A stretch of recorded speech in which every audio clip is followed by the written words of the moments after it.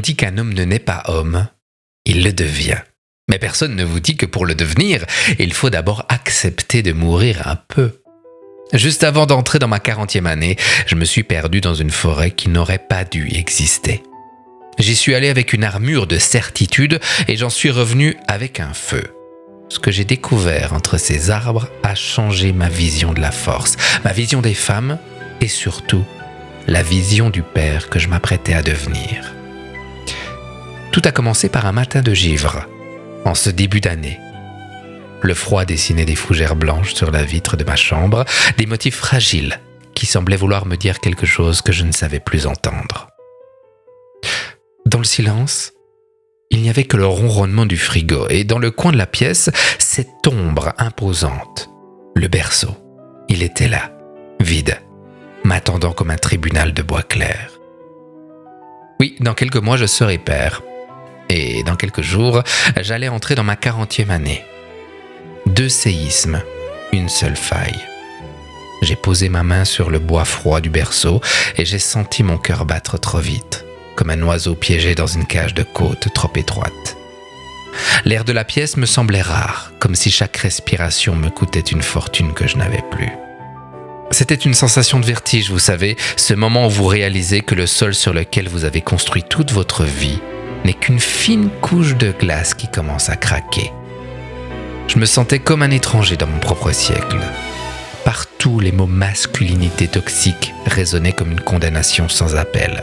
À la radio, dans les dîners, sur les réseaux, j'avais l'impression que tout ce qui me constituait, ma force, mon désir de protéger, mon ambition, était soudain devenu suspect. Une maladie à éradiquer. Je voyais ma compagne s'affirmer avec une puissance nouvelle, porter des combats que je comprenais intellectuellement, mais qui me laissaient une sensation d'inutilité croissante.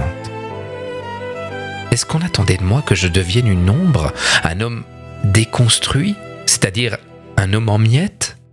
Parfois, en regardant les informations, je me surprenais à ricaner devant certaines revendications féministes.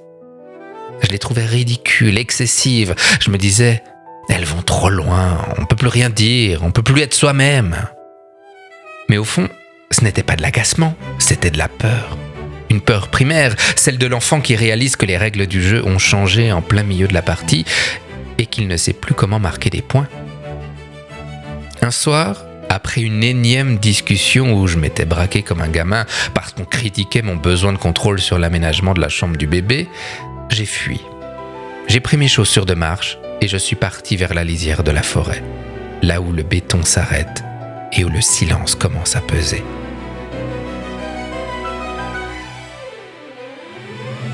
Je cherchais une réponse ou peut-être juste un endroit où personne ne me dirait que ma simple présence était un problème de civilisation. Je me demande, est-ce que vous avez déjà ressenti cette envie de hurler contre le vent juste parce que le monde autour de vous ne ressemble plus à la carte que vous aviez dans la main ? Le sentier était raide, couvert d'une pellicule de neige durcie qui craquait sous mes pas avec un bruit de verre brisé. L'air sentait l'humus froid et la résine. Après 1 heure de marche, mes poumons brûlaient et c'est là que je l'ai vu. Près d'un vieux muret de pierre sèche, un homme était assis sur un tronc abattu. Il taillait une branche de noisetier avec un vieux couteau dont la lame brillait d'un éclat mat. Il portait une veste de garde forestier, usée, rapiécée au coude, mais il s'en dégageait une sérénité qui m'a stoppé net. Il ne semblait pas faire quelque chose, il semblait être l'endroit lui-même. « Vous cherchez votre chemin ou vous fuyez votre ombre ?» m'a-t-il demandé sans lever les yeux de son bois. Sa voix était comme le craquement d'une branche sèche, directe, honnête, sans aucun artifice. J'ai hésité. Puis, je me suis assis sur une pierre à une distance respectable. « Je crois que je fuis tout court. » ai-je répondu la voix un peu rauque. Le monde devient fou, je vais te perdre dans quelques mois et j'ai l'impression d'être l'ennemi public numéro 1, juste parce que je suis né homme. Je sais plus comment me tenir, comment parler, ce que je suis censé transmettre. On nous dit qu'on est toxique dès qu'on respire un peu trop fort. Il a cessé de tailler et a levé les yeux. Ils étaient un bleu délavé, immense, comme 2 lacs de montagne où le ciel se reflète. Le monde dans lequel tu vis a une polarité masculine trop marquée depuis trop longtemps. a-t-il dit avec une patience qui m'a d'abord agacé. Il est normal que le monde cherche à se rééquilibrer. Le balancier repart dans l'autre sens avec force. Suis simplement le mouvement. Laisse-toi faire. Laisse tomber tes préjugés et sois vulnérable. Et le changement va se faire de lui-même. Mais c'est ça que je supporte pas, ai-je lancé sentant la colère monter. Je trouve que les féministes utilisent les mêmes armes problématiques que la masculinité toxique pour faire entendre leur voix. La colère, le jugement, l'exclusion. C'est absurde. C'est un combat de boxe où tout le monde perd au final. Le garde a souri, une pointe de tristesse et de tendresse mêlée dans le regard. Tout est juste pourtant. Elles n'ont pas encore exploré toute la puissance de la féminité sacrée et elles ne peuvent pas encore l'utiliser pleinement. C'est normal. Imagine une rivière qui a été contenue par un barrage pendant des millénaires. Quand le barrage cède, l'eau ne coule pas sagement, elle emporte tout sur son passage. La féminité sacrée a besoin de se sentir en sécurité pour s'exprimer avec douceur et sagesse. Et cette sécurité, mon ami, c'est au masculin sacré de la porter. Mais c'est le serpent qui se mord la queue, me suis-je exclamé, frappant mes genoux de mes poings. Si elles se sentent pas en sécurité, elles attaquent. Et si elles attaquent, moi je me ferme et je me protège. On est vraiment condamné à ce bras de fer éternel ? Ben non. À n'importe quel moment, tu as la possibilité de briser le cercle. Tu as le pouvoir de changer le monde. Ah bon ? Et par quel miracle ? Eh bien, en te changeant toi-même. Gandhi le disait, mais peu le comprennent vraiment. Sois le changement que tu veux voir dans le monde. Arrête de passer ton temps à critiquer ceux qui essayent de changer et qui font des erreurs de parcours. Commence par regarder ce qui sonne faux en toi. Et ça commence par accepter que tu n'es pas parfait, que tu es blessé toi aussi. Le vent dans les cimes des sapins faisait un bruit de vagues lointaines. Ok. Admettons. Comment je fais pour changer cette foutue masculinité toxique ? Moi, je veux être un bon père, je veux que mon enfant me regarde avec fierté, pas comme un vestige d'un monde préhistorique et violent. C'est un processus, a-t-il dit en reprenant son couteau. Ça prendra du temps et surtout une immense dose de vulnérabilité. Travaille sur ces deux piliers, la patience et la vulnérabilité. Le masculin naît du féminin, il en est le gardien, pas le maître. Et le féminin a besoin du masculin pour se structurer et s'épanouir. C'est en équilibrant ces deux forces à l'intérieur de ta propre poitrine que le monde autour de toi cessera d'être un champ de bataille. Oh, ok. Mais concrètement, je commence par où ? Il a pointé la pointe de son couteau vers un sentier qui s'enfonçait derrière lui. Là où la brume semblait légèrement lumineuse, presque irisée, comme si des milliers de perles de nacre flottaient dans l'air. Va dans la forêt enchantée et fais confiance au processus. Faire confiance, c'est une énergie masculine. Contrairement à ce que tu crois, la confiance n'est pas une faiblesse. C'est l'acte de force ultime. Une forêt enchantée, et je répétais avec un doute immense. On est en 2026. Je suis à 10 minutes de la route cantonale. La magie n'a pas besoin de distance. Elle a besoin de permission, a-t-il conclu en retournant sa branche. Va. Je me suis levé, les jambes un peu lourdes, et j'ai marché vers ce sentier. À peine avais-je fait 10 pas que le silence a changé de nature. C'était plus le silence vide de l'hiver, c'était un silence plein, vibrant, comme une note de musique tenue trop longtemps. Plus j'avançais, plus le froid de janvier se dissipait. C'était progressif, presque hypnotique. D'abord, j'ai senti une tiédeur caresser mes joues, puis l'odeur de la neige fondue a été remplacée par un parfum lourd et sucré de lilas, de jasmin et de terre noire chauffée par le soleil de printemps. Les branches de sapin d'ordinaire rigides semblaient devenir souples, se balançant comme des algues sous l'eau. J'ai enlevé ma veste, puis mon pull. Je marchais dans une lumière dorée qui semblait illuminer le sol lui-même. Le bourdonnement des insectes, des abeilles peut-être, a remplacé le sifflement du vent. Mes sens étaient en état d'alerte, mais une alerte joyeuse, presque enfantine. Je suis arrivé dans une clairière. Le sol était tapissé d'une mousse d'un vert si profond qu'il semblait briller. Au centre, La lumière était presque solide, comme une colonne de poussière d'étoiles. Et là, des papillons. Pas des papillons ordinaires, ils étaient grands comme des mains, aux ailes irisées d'un bleu cobalt, d'orange et de pourpre. Ils tournoyaient dans un ballet parfaitement orchestré, créant un léger souffle d'air qui sentait la vie pure. Une fatigue immense m'a soudain terrassé. Pas la fatigue physique d'une marche en forêt, mais la fatigue de 40 ans de lutte, de 40 ans à essayer de tenir, de 40 ans à porter une armure trop lourde pour mes épaules d'homme. Je me suis laissé tomber sur le tapis de mousse. Elle était d'une douceur de velours, épousant les formes de mon corps. Je ne sais pas si vous arrivez déjà à imaginer cette sensation, le moment où vous n'avez plus besoin de porter quoi que ce soit, où le sol vous accepte totalement, sans condition. Et c'est là que c'est arrivé. J'ai senti mes défenses s'écrouler, littéralement. J'ai senti cette armure invisible, faite de certitude, de muscles contractés, de mâchoires serrées pour ne pas trembler, de ce masque de celui qui sait, se disloquer. Les morceaux tombaient un à un dans la mousse et s'y dissolvaient comme du sel dans l'eau. Je me suis senti nu, fragile, incapable de bouger le moindre petit doigt. Une vulnérabilité totale, effrayante et magnifique à la fois. Un papillon s'est posé sur mon front.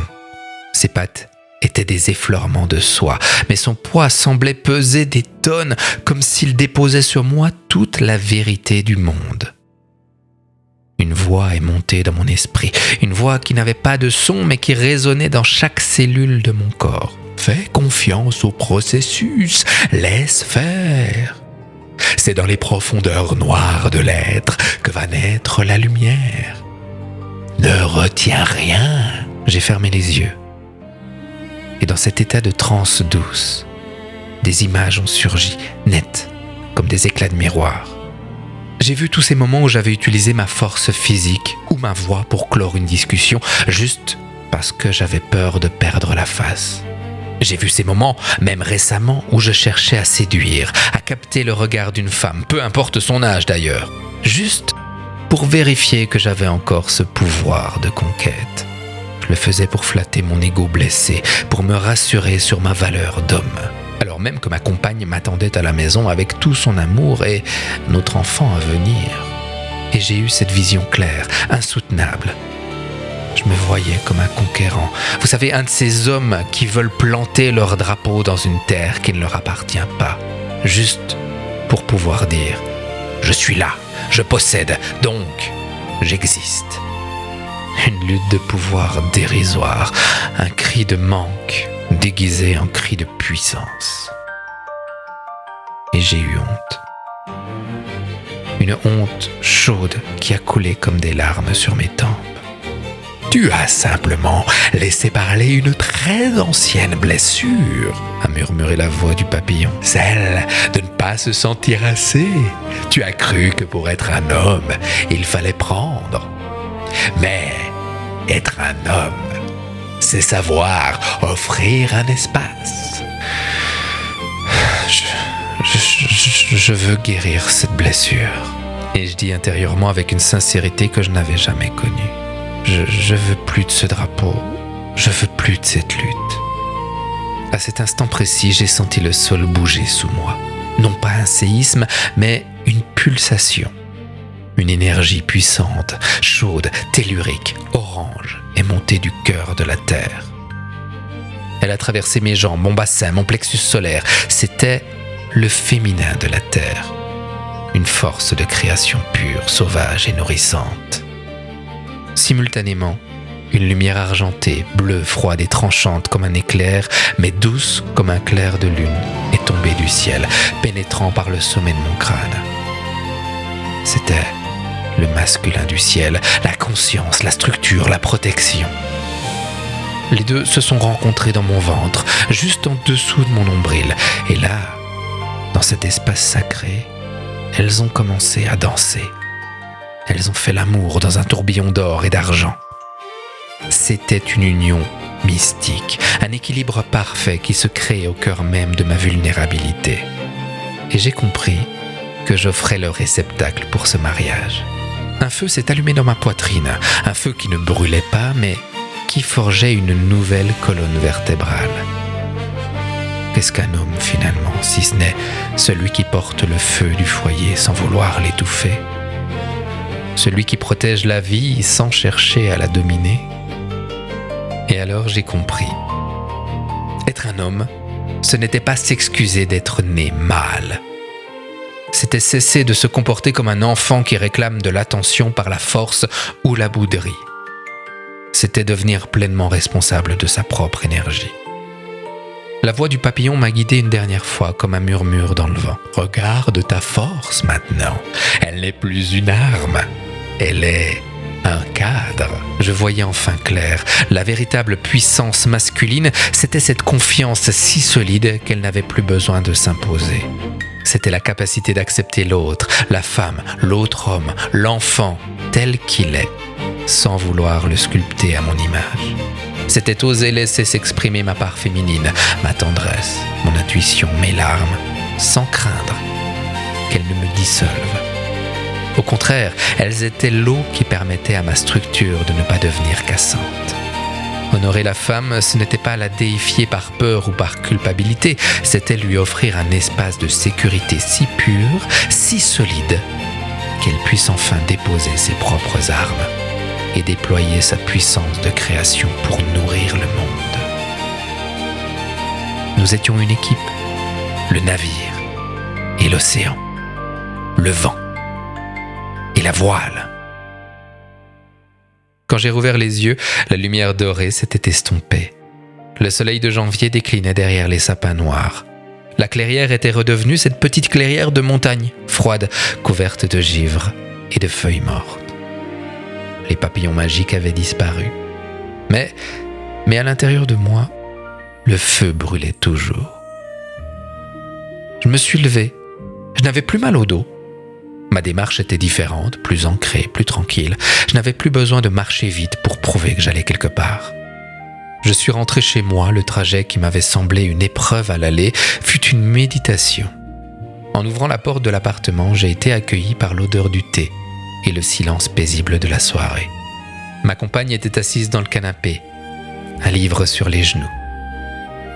Elle a levé les yeux et son regard a accroché le mien. Elle s'est figée. Ça va ? A-t-elle demandé doucement. Tu as quelque chose de différent sur le visage ? Je me suis approché d'elle.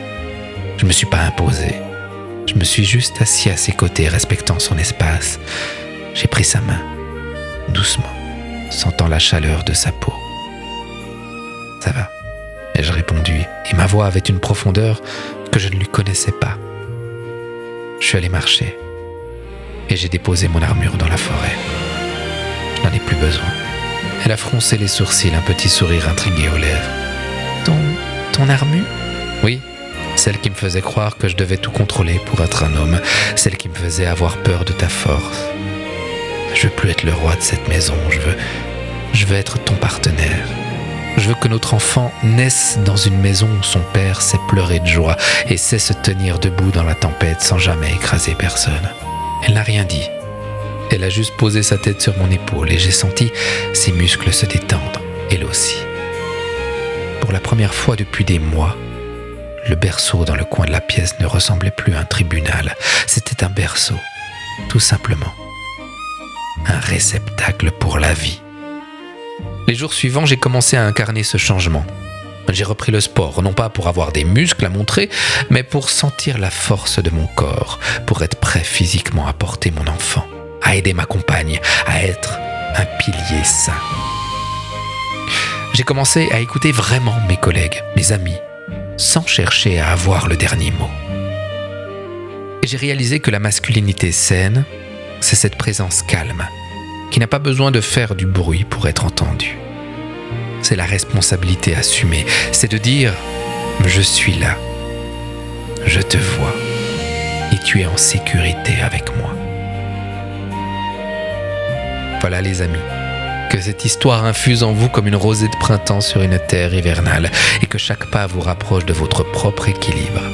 En quittant la forêt ce jour-là, j'ai compris que chaque blessure, qu'elle soit de contrôle, d'injustice ou d'émerveillement perdu, possède son propre sentier de guérison. Ma rencontre avec le garde n'était qu'un début. D'autres fois, c'est un cerf croisé au crépuscule ou le souvenir d'un vieux voyage au pôle Nord qui m'ont ouvert les yeux. Si vous sentez que votre propre armure pèse encore un peu trop lourd, ne restez pas au bord du chemin. Il y a d'autres clairières à explorer, d'autres murmures à écouter dans le vent de ces récits, là où la vulnérabilité devient enfin une puissance. D'ici notre prochaine rencontre, souvenez-vous, vous êtes le gardien du feu et la lumière n'attend que votre permission pour briller. À bientôt.